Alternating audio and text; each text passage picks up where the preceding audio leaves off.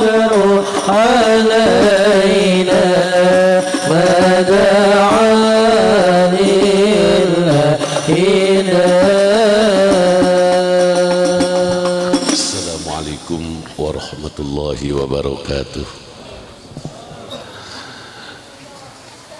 Alhamdulillahi rabbil alamin, wassalatu wassalam ala al-habibil aliyyil azim sayyidina Muhammadin al-hadi ila as-siratil mustaqim. Amma ba'du. Ahbab Rasulullah sallallahu alaihi wasallam, assalamun alaikum. Kataba rabbukum ala nafsihi ar-rahmah annahu man amila minkum su'an bijahalah thumma taba min ba'dihi wa aslah fa annahu ghafurur rahim. Ghafarallahu lana wa lakum. Yang terhormat pimpinan Pondok Pesantren Sirajul Ulum dan keluarga besar serta para santrina, tak lupa para ajengan anu tiasa hadir dina ieu mahfalah, panitia jeung para tokoh masyarakat tentuna anu ku simkuring dimuliakeun, anu ku simkuring dihormati tur dimuliakeun Allah Subhanahu wa taala. Ulama berkata, at-tariqah kulluha al-adab. Tariqah itu sebenarnya apapun yang dilakukan itu puncak-puncaknya adalah adab. Mutoriqah apa saja, baik Qadiriyah, Naqsabandiyah, Qadiriyah, Naqsabandiyah, Tijaniyah, Syaziliyah, Rifa'iyah, Badawiyah, Malamitiyah,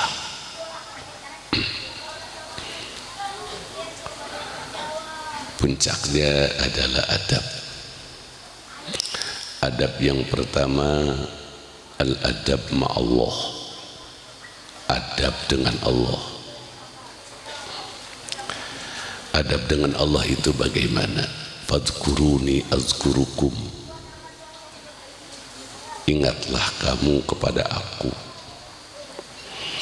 Maka thariqah mengajarkan supaya kita di saat menyebut nama Allah hanya ingat ke Allah. Itu akhlak, itu adab. Jika orang menyebut nama Allah tetapi hatinya tidak duduk di hadapan Allah, itu nggak punya adab. Itu yang dikejar thariqah. Jika saja kita melafazkan la ilaha illallah 100, yang hadir hati merasa dipandang Allah 5, yang 5 itulah adab. Karena itu yang diingini Allah. Allah menginginkan kita supaya kita memiliki akhlak di hadapan Allah, yaitu aqimis sholata li zikri. Maka orang yang sholat hatinya tidak menghadap Allah itu tidak memiliki adab. Adab ini akan mengangkat derajat seseorang. Secara fikih sholatnya sah, tapi nanti derajat di akhiratnya beda dengan orang yang sholat hatinya hadir di hadapan Allah. Secara fikih sah, tapi orang-orang yang dia sholat, dia zikir, hatinya menghadap Allah, hati madep ke Allah sambil ngarep karena rahmatna, tinggi nanti derajatnya di yaumil qiyamah karena dia memiliki akhlak. Ini yang diterangkan, wa innaka la'ala khuluqin azim. Kamu Muhammad berada di dalam khuluqin, perangai yang baik. Karena hati Nabi jangankan lagi sholat, lagi melek, tidurnya saja tanamu aini wala tanamu qalbi, mataku merem hatiku tidak. Itu akhlak.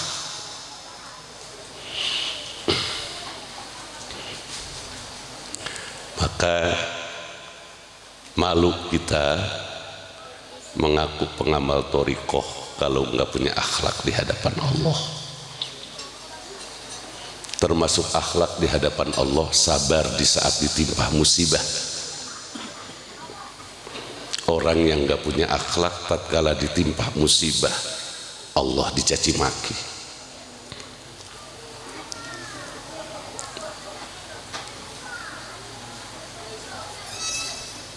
Maka thariqah mengajarkan kita fasbir kama sabara ulul azmi minar rusul. Ini yang disebut dengan muraqabah kamalah ulil azmi. Apa ndak malu di saat kita ditimpa musibah kita nggak sabar? Siapa yang kita ikuti? Semua kekasih Allah di saat ditimpa musibah mereka sabar. Ada tidak orang yang Allah cintai di saat ditimpa musibah nggak sabar? Siapa? Siapa? Apalagi Siti Maryam. Bayangkan, belum pernah mengenal seorang laki-laki lalu mengandung. Kayak apa malunya di hadapan masyarakat?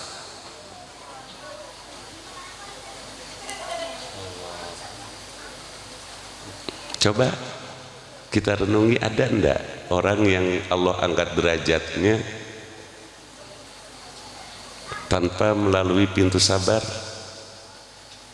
Lo kita kok pengen diangkat derajat mulia dunia akhirat, Rabbana atina fid dunya hasanah wa fil akhirati hasanah, lalu ndak sabar.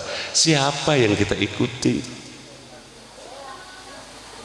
Baru dikatain orang 2 RT lo kok marah. Nabi Muhammad berapa kampung, negara, bahkan diusir dari Mekah. Syekh Abdul Qadir Jailani apakah tidak besar musibahnya, cobaannya? Baru selesai kholwat datang ke Baghdad, ulama-ulama Baghdad nolak semua. Lalu datang Nabiullah Khidir alaihi salatu wassalam memuji. Itu thariqah. Masa thariqah berantem? Thariqah saya lebih baik. Lo tahu dari mana Anda lebih baik? Yang nilai Allah bukan Anda. Nggak boleh. Kita sholat aja, zikir, kemudian hadir hati. Siapa yang terbaik entar di yaumil qiyamah.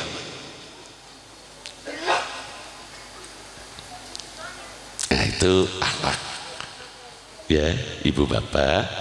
Maka Nabi Muhammad sallallahu alaihi wasallam ngedauh,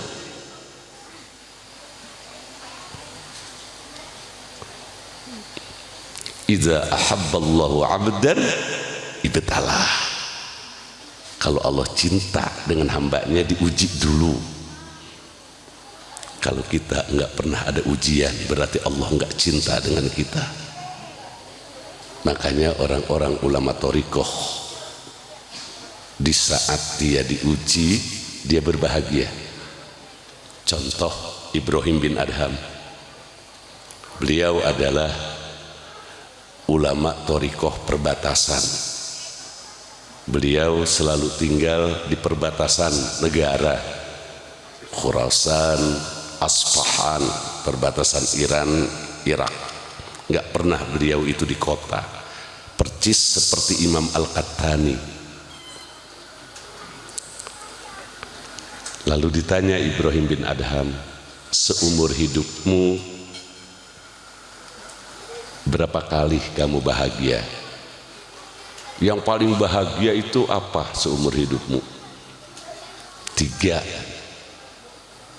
Cuma yang saya terangkan 1 aja ya, yang hubungannya dengan kajian kita tentang akhlak. Apa? Di saat aku diketok palaku oleh seseorang, kemudian aku ingin minta kepada Allah supaya orang itu diturunkan azab, lalu hatiku berubah mendoakannya. Itu yang paling bahagia dalam hidupku.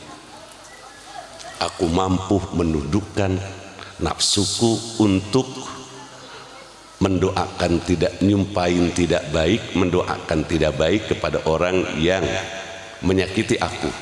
Kayaknya itu yang paling enak. Aku disakiti lalu aku mendoakan orang itu.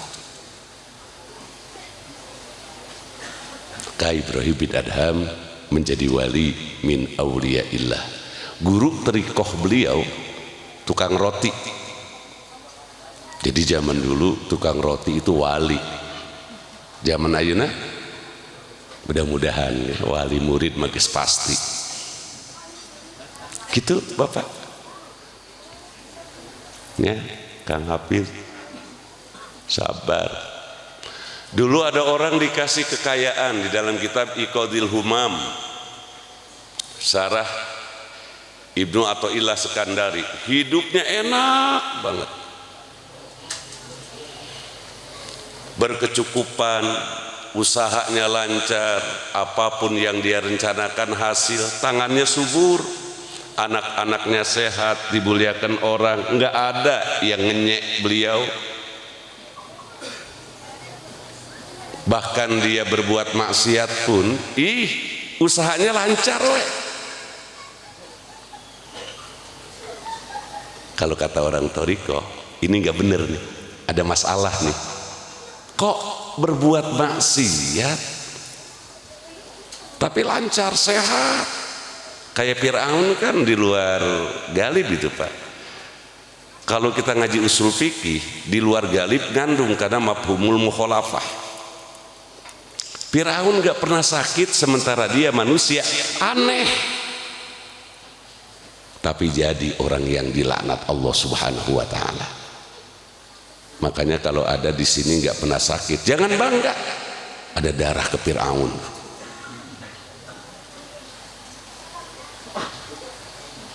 Nah, orang ini, ya Allah, saya berbuat maksiat, usaha saya tambah maju, anak saya sehat, pinter-pinter, saya tidak merasakan siksamu ya Allah. Kemudian Allah mengutus pada masa itu, zaman Bani Israel, seorang nabi untuk menyampaikan kepada orang itu, kamu itu telah aku siksa, tapi kamu enggak rasa. Apa? Kamu tidak mendapatkan nikmat menyebut namaku. Kamu tidak bersedih di saat berbuat meninggalkan perintahku. Enggak sedih karena meninggalkan perintah Allah, itu musibah. Lalu dia menangis, ya Allah, ternyata saya sudah lama tidak engkau berikan kelezatan untuk duduk di hadapanmu ya Allah. Nah, ini adab. Makanya kalau melihat orang itu jangan kayanya. Nggak ada orang sekarang yang lebih kaya daripada Haman. Dari orang kafirnya ya, dari Fir'aun. Lihatlah orang dari akhlaknya. Sekalipun dia tukang sapu, karena bisa saja hatinya lebih mulia di mata Allah ketimbang kita yang dari mobil mewah. Ada hati yang begitu Pak, hatinya nggak lupa kalau seperti dulu ada seorang ulama. Makanya kemuliaan itu jangan dari pakaian, jangan dari penampilan rumah, jangan dari penampilan mobil. Kalau itu kita udah kalah sama orang-orang Cina tuh. Dia bukan lagi mobil, udah pesawat. Rumah kita banggakan, rumah kita berapa sih harganya? Orang udah lagi nggak beli rumah itu di Jakarta, di Indonesia, sudah di Jerman sana. Orang-orang hanya berbahagialah kalau kita setelah sholat dari takbir sampai tahiyat akhir nggak lupa ke Allah. Alhamdulillah, Ini salah sebagian orang menafsirkan kemuliaan itu harta, akhirnya nyari duit melu, kaya kagak,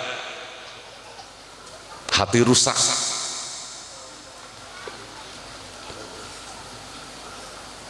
Ya, oh, ibu bapak yang saya muliakan,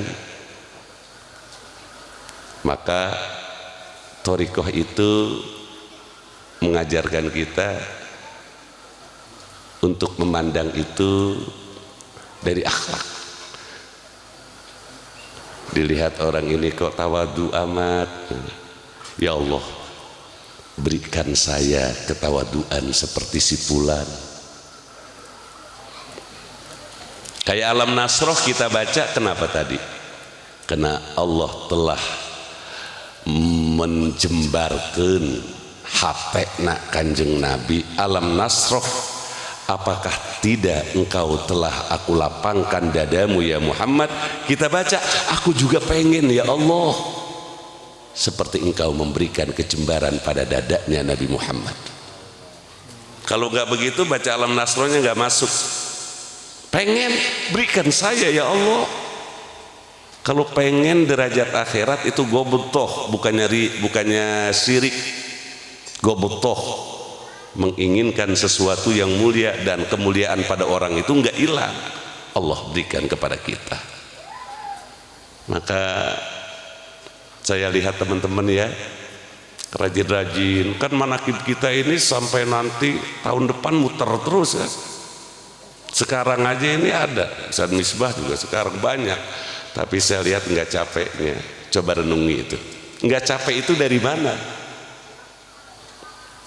Pasti hati Bapak mengharapkan rahmat dari Allah Subhanahu wa Ta'ala dan ingin mendapatkan karomah fuyudot dari Syekh Abdul Qadir Jailani radhiyallahu anhu. Makanya kalau kita punya teman kayak begini, awas, jaga ya, jangan suka nyakiti orang. Imam Ibnu Sirin pernah ngedengar seseorang yang mencaci Hajjaj. Hajjaj itu memang seorang gubernur yang banyak dosanya, banyak ulama yang dibunuh oleh beliau. Abdullah bin Jubair saja masih cucunya Abu Bakrin Siddiq ya, itu diperangi. Abdullah bin Jubair bin Awam. Lalu ada orang yang mencaci Al-Hajjaj pada masa Ibnu Sirin, lalu didatangi oleh Imam Ibnu Sirin. Hajjaj memang banyak dosanya dan itu sudah dicatat oleh Allah, nanti Hajjaj akan mendapatkan apa yang dia lakukan. Kamu ngatain Hajjaj, nanti Hajjaj pun akan minta ke Allah supaya kamu disiksa karena ngejelek-jelekin dirinya. Apakah kamu berpikir bahwa kalau orang jelek kita jelek-jelekin berarti nggak dosa? Kamu nanti akan dituntut oleh Al-Hajjaj. Hajjaj akan berkata, ya Allah memang saya nggak baik, tapi orang itu kan ngejelek-jelekin saya. Mana apa wailul, mana wailul apa likuli humajatil lumajah. Kalau kejelekan itu diceritakan di dalam sidang, beda lagi dalam ilmu fikih. Iya, ini ibu bapak thariqah itu, mas thariqah pengen jadi wali, luhur teuing cita-cita teh. Kita mah ayang paling henteu aya 5 menit mah hate teh inget ke Allah. Sakit wae Pak. Masa thariqah ujung-ujungnya dunia lagi, dunia lagi. Dunia mah jangan dipikirin, karena memang sudah bagian kita, mual kemana-mana ini. Masa iya Allah tentukan ini jam diajalinya ya. Sebab kalau ditentukan oleh doa, lalu bagaimana dengan orang yang tidak beribadah kepada Allah? Rizkinya bagaimana? Binatang bagaimana tuh, nggak punya akal, bukan ditentukan oleh akal. Binatang kagak punya akal, sok gajah tuh badannya apa gede begitu, gedean gajah sama bapak badannya. Makanya badan kecil gede bukan ditentukan oleh makan, ditentukan oleh kodok kodar. Oh, gajah kudu gede, sebab kalau gede kudahar, kodok sok kasih makan. Kayak gajah bisa jadi gajah mual kodok. Mual. Nah gitu Pak. Dia udah ikuti aja kodok kodar Allah. Kayaknya alhamdulillah Ustaz Hafid anu kabarahana ya teh. 9-nya bergaulah dengan umat Rasulullah tapi jangan nyakiti orang.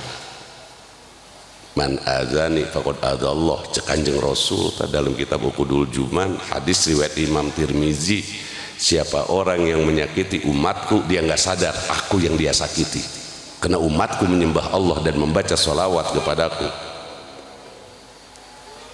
Ya, mudah-mudahan saklubit wae ieu mah kita ke Husainnya teraskeun kurang ngaos. Oh, ada mama hampura.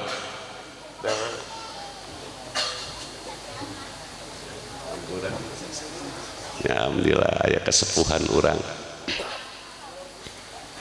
nya sepuh, nya alim, curiahna bagus, darahna nya tawadu, deketannya kurang dia secara jasad jangan jauh ka mama. Abdi mah ku hate we inget ka anjeunna, sanajan teu bisi binong hate mah insyaallah inget ka mama. Itunya deketan alim ulama, ambil iktibas, kunu ma'as shadiqin. Ngaji ya, datang ngaji mah mual beres, muji teu ngaji mual beres, muji teu ngaji mual beres, ngaji teu muji mual beres. Berarti kudu daek ngaji daek muji. Sakitu mugi-mugi aya manfaatna paling teu kanggo abdi. Sabarnya Pak Ibu, jangan ngeluh melulu. Kalau orang mengenal Allah itu, kata Imam Al-Wasiti di dalam karya beliau itu, Miftahu Thoriqil Auliya, la ya'riful ya'sa wal qunuta. Tuh thoriqah teh. Orang thoriqah itu enggak kenal yang namanya putus asa dan sedih. Kenapa? Karena dia hatinya memandang keagungan Allah. Kalaupun lagi sakit, enggak pandang dia sakitnya, dia pandang Allah yang ngasih penyakit. Makanya banyak orang yang diangkat derajatnya karena dikasih sakit, karena dikasih sakit jadi kekasih Allah dengan sabarnya. Saya mau nanya, mendingan mana, sakit jadi kekasih Allah atau sehat enggak jadi kekasih Allah? Pilihannya cuma dua, jangan pengen dua-duanya. Ya sehat ya kekasih Allah, alhamdulillah hese. Paling enggak kalau sakit mah orang tak ingat maut lain, hati lebih ikhlas. Kalau mau cek dokter Pak, iya mah usia bapak semingguan deui ikhlas moal salat. Tak ulama mah unggal poe kitu teh, ngarasa paeh isukan we. Aya teh akhlak. Ya makanya was la ilaha illallah tapi cengeng, baru rugi. Biasanya sebulan untung, seminggu rugi terus we ya, nyalahkan ke Allah. Mugi-mugi hentenya orang diemanya deketan alim ulama sing bagus akhlakna, ulah suuzon kabatur, ura gibah kabatur, eta teh mantak ngaruksak amal ibadah orang thariqah mah moal ngajarkeun ngerusak amal sorangan. Ngapain ngomongin batur wau henteu urang leres teh geus ibadah we sing bener. Nah segala mampu orang usaha sing ikhlas sakitu. Mugi-mugi aya manfaatnya. Berhampura mama pasti atuh aya kesalahan mah, jalmi soleh ge lain pan abdi mah hampura we mun aya kesalahan. Wallahul muwaffiq ila aqwamit thoriq. Assalamualaikum warahmatullahi wabarakatuh.